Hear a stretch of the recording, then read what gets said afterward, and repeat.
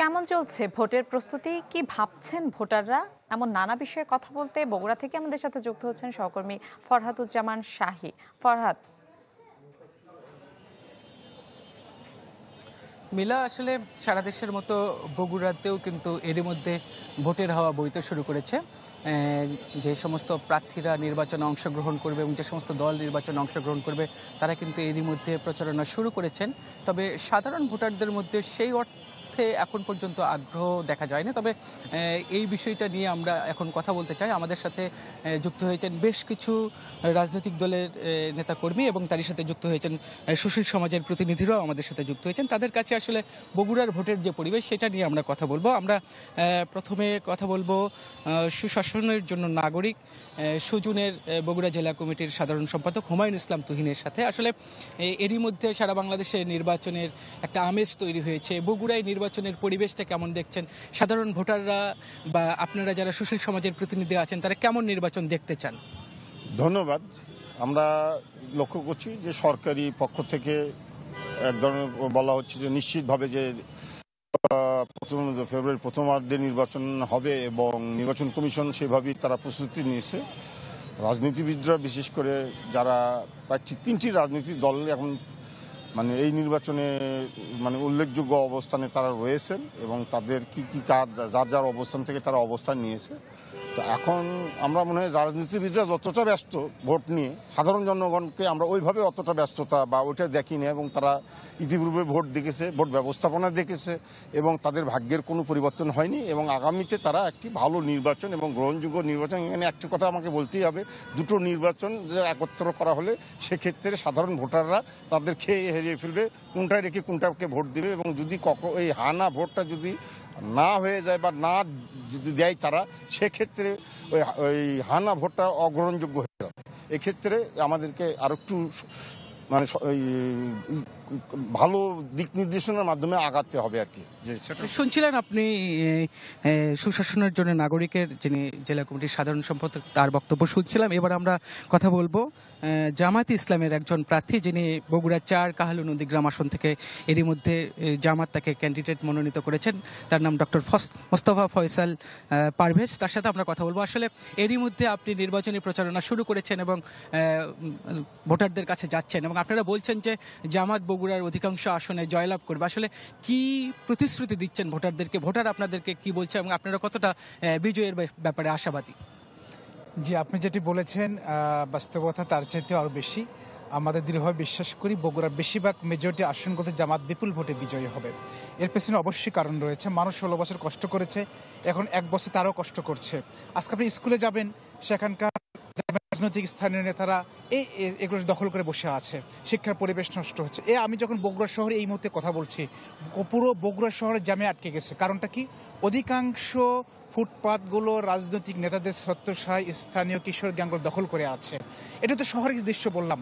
আচ্ছা, গ্রামে যাবেন, গ্রামে একজন কৃষক তার ফসল বিক্রি করতে পারছে না, বাজারে যাচ্ছে, সেখানে আপনার সিন্ডিকেট তার দাম কমায়, ফসল দাম কমায় ফেলছে।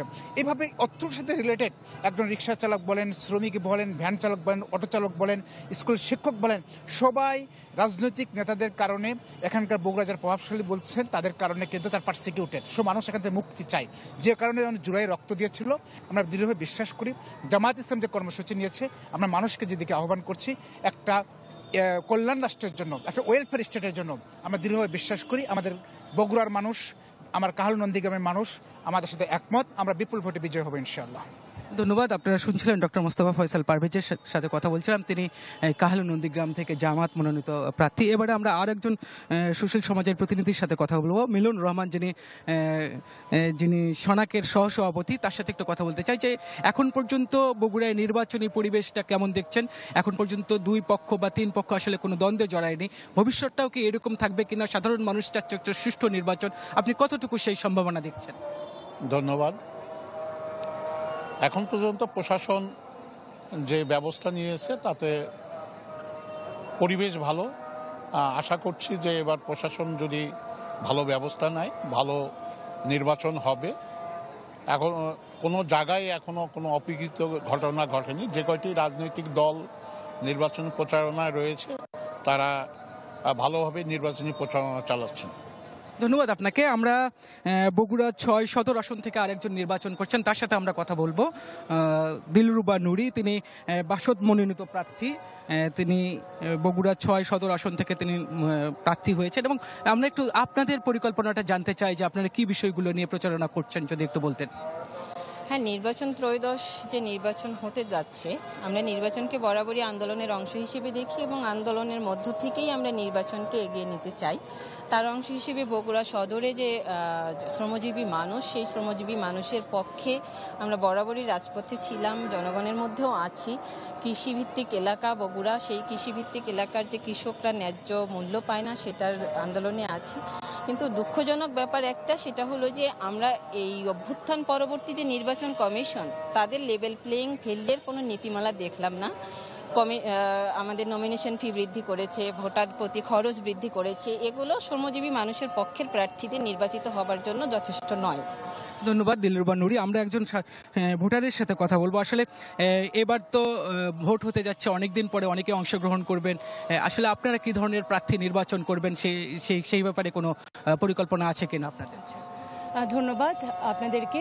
আপনারা জানেন যে ছাত্র জনতার এবং শ্রমিক জনতার মধ্য দিয়ে ২৪-এর এত বড় একটা গণ অভ্যুত্থান, সেইখানে আমি একেবারে সম্মুখ সারির একজন যোদ্ধা ২৪-এর। তো আমরা চাইবো যে এবারে এমন কিছু মানুষকে আমরা নির্বাচিত করতে চাই, যারা একটা সুষ্ঠু নিরপেক্ষ নির্বাচনের মধ্য দিয়ে নির্বাচিত হয়ে জনগণের যে আশা আকাঙ্ক্ষা, সেগুলো, জনগণের যে স্বপ্ন, সেগুলোকে বাস্তবায়িত করবে। এই ধরনের প্রতিনিধিদেরকে আমরা নির্বাচিত করতে চাই। ধন্যবাদ।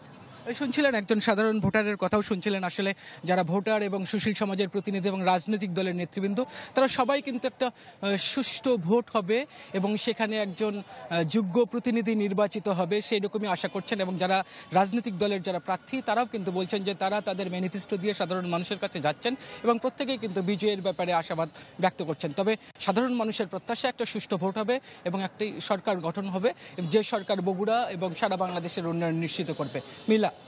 জি ফরহাদ, ধন্যবাদ আপনাকে।